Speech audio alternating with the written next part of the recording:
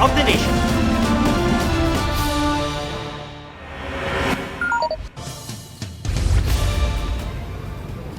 Bago ngayong gabi, inararo ng isang jeepney ang mga concrete at plastic barriers sa Commonwealth Avenue, Quezon City. 7 sakay ng jeepney ang sugatan. 4 sa kanila ang dinala sa ospital. Ayon sa mga saksi, humaharurot ang jeepney at tila nakagitgita ng isang taxi at isa pang jeepney. Hawak na ng pulisya ang tsuper ng jeepney na sinusubukan pang makuna ng pahayag.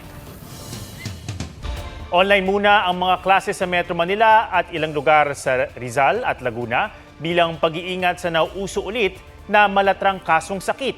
Habang walang pasok, mag-iinspeksyon na rin sa mga paaralan bilang pag-iingat sa lindol. May report si Bernadette Reyes. Nauuso na naman ang mga malatrang kasong sakit o influenza-like illness. May mga nagkasakit na nga niyan sa Don Alejandro Roses Senior Science and Technology High School sa Quezon City. This past few months, medyo tumaas nga po yung number ng mga cases natin pagdating sa influenza.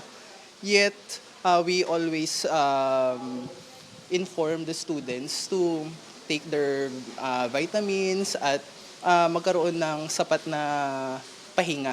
Marami pong nag-a-absent, especially dun sa pangalawa kong anak na sa school nila. Maraming lumiliban ng classes, gawa ng may mga sipon. Sa ngayon, mas mababa pa ang bilang ng tinatamaan niyan kumpara sa parehong panahon noong 2024. Pero inaasahan ng DOH na darami ito mula Nobyembre hanggang Pebrero ng susunod na taon. Yung pagbabago ng temperatura na yon ay nagiging dahilan rin para ang ating mga lalamunan ay maging makati kasi nagiging tuyo yung hangin. Ayon sa Department of Health, edad 5 hanggang 14 na taong gulang ang karamihan ng mga kaso ng influenza-like illnesses.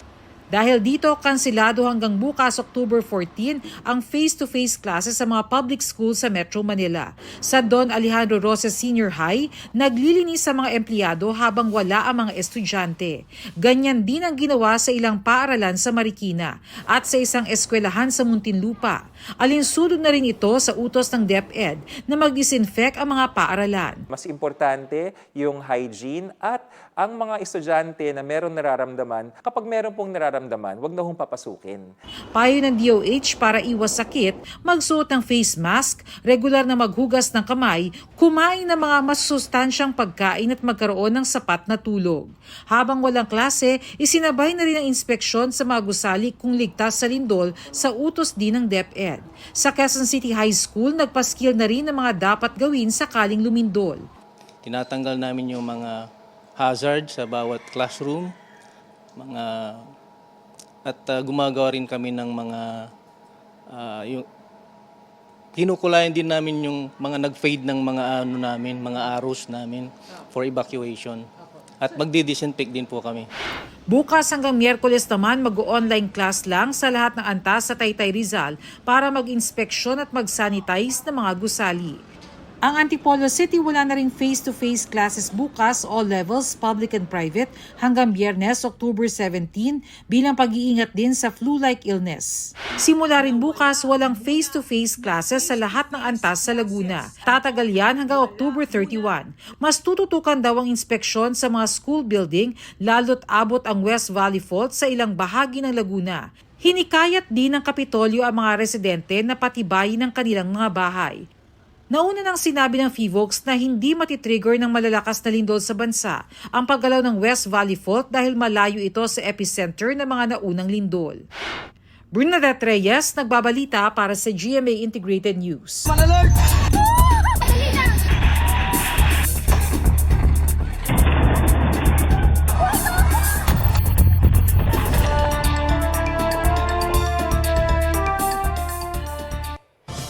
Milyon-milyong pisong ayuda ang ipamamahagi sa Davao Oriental at iba pang lalawigang tinamaan ng kambal na lindol sa Mindanao noong Biyernes. Inanunsya ng Pangulo na dumalaw sa Davao Oriental. May report si Ian Cruz. Nang yumanig ang magnitude 7.4 na lindol umaga nitong Biyernes, nagtakbuhan palabas ng mga silid ang mga mag-aaral ng Manay National High School sa Davao Oriental. May mga napadak, covered and hold, pero may napatakbo na rin na may mga nahuhulog na gamit. Naiwan sa mga silid ang mga gamit ng mga nagtakbuhang estudyante. Di na muna pinapapasok ang mahigit 1,300 na estudyante dahil wala pang clearance kung ligtas pa ang mga silid. Mag-request na lang kami ng yung MDRR sa munisipyo na kung pwede sila lang sana yung papasok doon sa loob para makuha yung mga gamit ng mga bata kasi nandoon daw yung mga cellphones nila.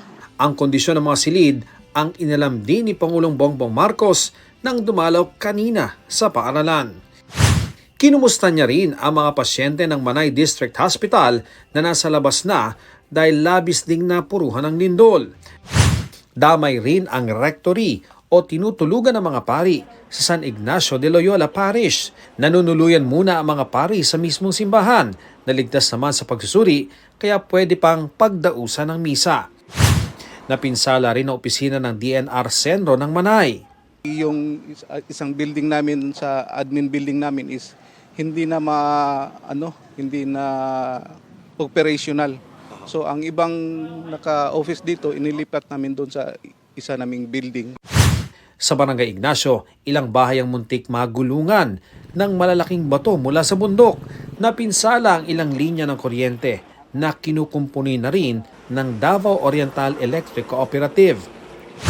Sa bayan ng Tarragona, may mga nananatili pa rin sa mga tent sa grounds ng munisipyo. Binisita rin sila ng Pangulo. Balak daw umpisahan sa Biyernes ang pagtatayo ng mga modular bunkhouse na paglilipatan ng mga nasa tent. We will put 150 units. 150 units po. Where is the location? 50 here and 50 for each LGUs na nag-request na po. 150 total. Sa pulong sa mga lokal na pamahalaan at ahensya, inanunsyo ng Pangulo na 50 milyong piso ang inilaang tulong sa buong Davao Oriental. Tig 15 million pesos ang para sa mga bayan ng Manay, Lupon, 3 hanggang 10 milyong piso naman para sa iba pang bayan. May 15 hanggang 20 milyong pisong tulong din para sa iba pang apektadong probinsya. Para naman sa iba pang lalawigang naapektuhan ng lindol, 15 hanggang 20 milyong piso ang ayuda. It's up to the LGU kung paano nyo gagamitin. Mas alam ninyo kaysa sa amin ang pangangailangan dun sa area ninyo. Ian Cruz nagbabalita para sa GMA Integrated News. Muling nilindol ang Cebu. Nasindak sila ng malakas na aftershock na nagdulot ng tuluyang pagguho ng isang bahay at paglitaw ng sinkhole sa ilalim ng nabitak na kalsada. May report si Darlene Kai. Magdadalawang linggo ng bangungot sa Cebu ang mga aftershock matapos ang magnitude 6.9 na lindol noong September 30. Kaninang madaling araw, muli silang nabulabog ng lindol na 5.8 magnitude ang lakas. Napalabas ang mga empleyado sa gusaling ito sa Cebu City. Sa Bogo City muli ang epicenter pero sa lupa na. Napabangon ang mga nasa tent sa Barangay Cogon. 8 ang isinugod sa ospital dahil nasugatan, hinika o nakaramdam ng chest pain. Kinaumagahan, tumambad ang isang bahay na may bitak lang noon pero tuluyang gumuho. Sa pagsusuri ng Bogo City DRRMO at FIVOLCS, mahigit 200 bahay sa Bogo ang nasa no-build zone area. Gaya ng mga bahay sa Barangay Libertad, Nailon at Dakit na nasa mismong Bogo Bay Fault at sa Barangay Anunang Sur at Anunang Norte na nasa ibang fault system.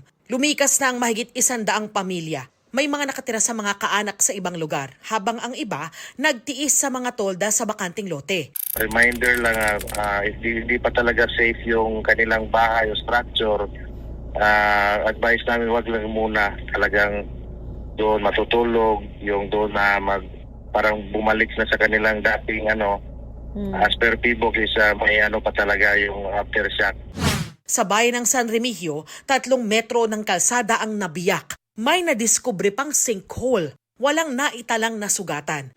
Sa Talisay City na napuruhan ng lindol at aftershocks, pati ng 7.4 magnitude na lindol sa Davao Oriental, buong linggong suspendido ang face-to-face classes sa mga pampublikong paaralan. Naka-online at modular alternative mode of learning muna ang mga estudyante. May bitak kasi sa ilang paaralan tulad sa Lagtang Elementary School na off-limits na sa mga guro at mag-aaral. Ang tulay sa Barangay Campo 4, bawal muna sa mabibigat na truck. Nang masuri, nakitang hiwa-hiwalay na ang ilang mga steel plate at ilang bolts sa bar ng tulay. Nakita na mo nga doon ay pipila nga nga buslot, visible kayo ang buslot. Unya doon na pay pipila nga to ka mga dapat sa ilawom sa maong taytayan nga medyo wa na magdapat nagbuwag na. Darlene Kai, nagbabalita para sa GMA Integrated News. Ipoprotesta ng Pilipinas ang panibagong panggigipit ng China sa ating mga barko na nangyari malapit lang sa Pag-asa Island at Palawan. Sa Bajo de Masinloc naman, sinusuri ng Coast Guard di lang ang floating barrier ng China, kundi pati ilang namatang istruktura sa bahura. May report si Bam Alegre.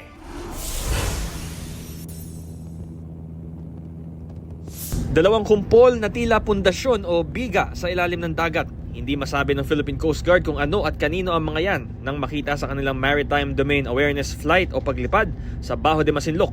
Sa entrada ng bahura may floating barrier na inilatag ng China. Iimbestigahan ito ng PCG. May radio challenge galing sa isang warship ng Chinese Navy.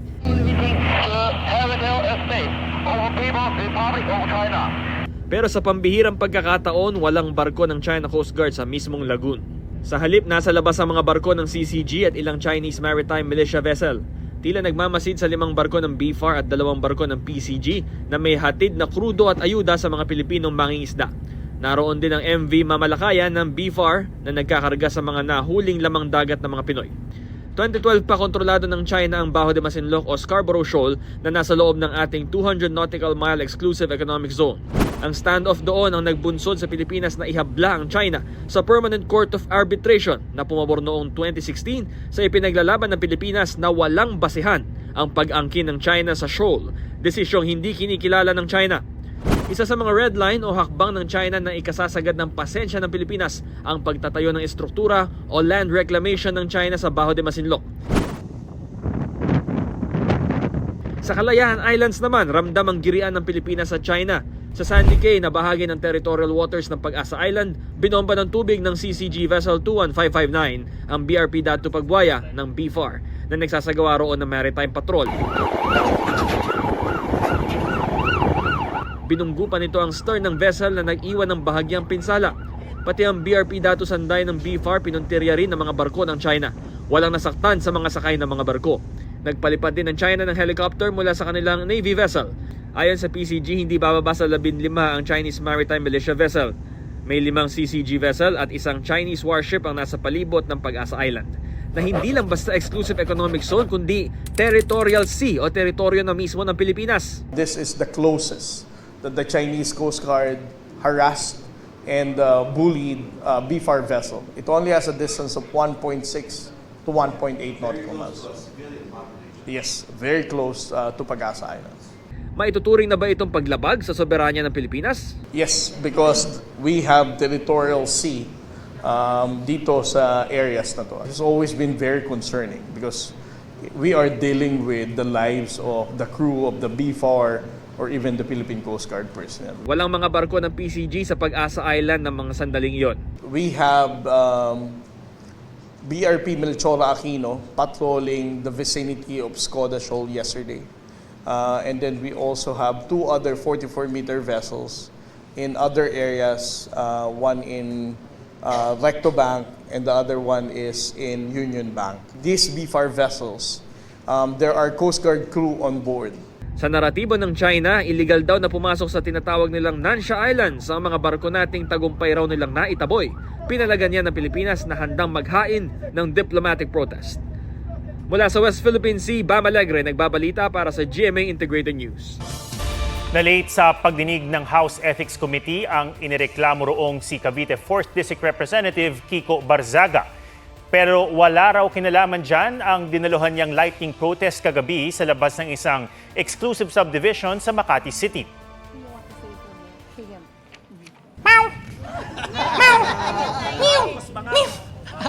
Hindi, bati tayo. Meow, start listening to the people or maybe you won't have the opportunity anymore if it's too late.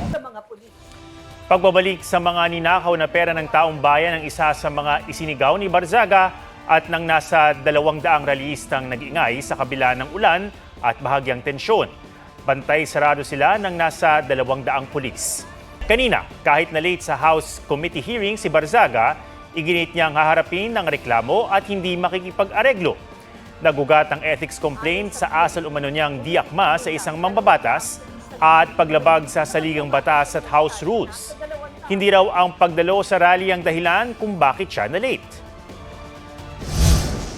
We're very busy last night. I was just playing games on my computer. I prefer not to settle because I want to try to have a hearing and to try to make my defense there kasi mas maganda talaga pag if we can all air our grievances out and to talk about it. Panahon na upang bawiin ang mga kaharian. Handa na ang mga bagong henerasyon ng mga sangre na sina Terra, Flamara, Dea at Adamus para sa misyong bawiin ang mga kaharian sa Encantadia at pabagsakin si Kera Mitena. Ulungang ang anak na ako! Isa sa mga anak ni na Rosel at Chris, played by Zoren at Carmina Villaruel Legaspi, isinilang na sa first episode ng bagong afternoon prime na Hating Kapatid. Pero bakit tinangay? Kinuha ko po ang bata nang walang paalam kay Rosel. Ang magiging kapalaran ni Belle na ginagampanan ni Cassie at ang love interest niyang si ex-PBB housemate Vince Maristella, abangan. Very welcoming ng Legaspi family. And para sa akin, thankful din ako kay Cassie dahil siya yung mga kapartner ko dito at napaka-komportable ako kasama siya. Si Vince, excited and curious na rin daw sa next batch of housemates ni Kuya. Sino naman kaya ang bet niyang pumasok sa PBB Celebrity Collab Edition 2.0? Siyempre yung best friend ko si Sofia Pablo. Isa yun sa mga parang sinusuportahan ko din dahil isa din siya sa taong sumusuporta sa akin nung pagsimula ko ng career ko dito sa GMA. Ako po si Michael V. Batang Bubble ako.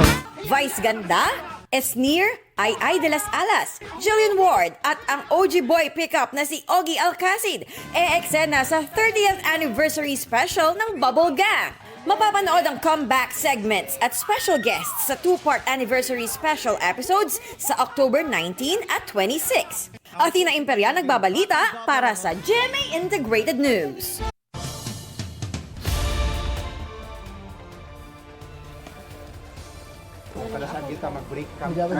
Naudlot dahil sa lindol ang pag-propose ni Harold Vergara sa nobyang si Cheryl Mill Trenia sa tuktok-sana ng Mount Apo noong Biyernes. Dahil yan sa 7.4 magnitude na lindol.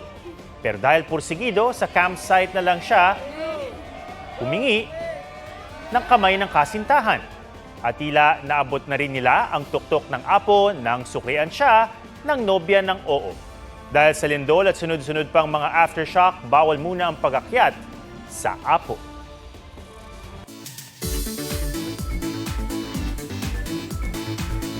Lunes pa lang pero kung excited ng gumala, may nakabibighaning waterfalls na masisilayan sa Bambang, Nueva Vizcaya.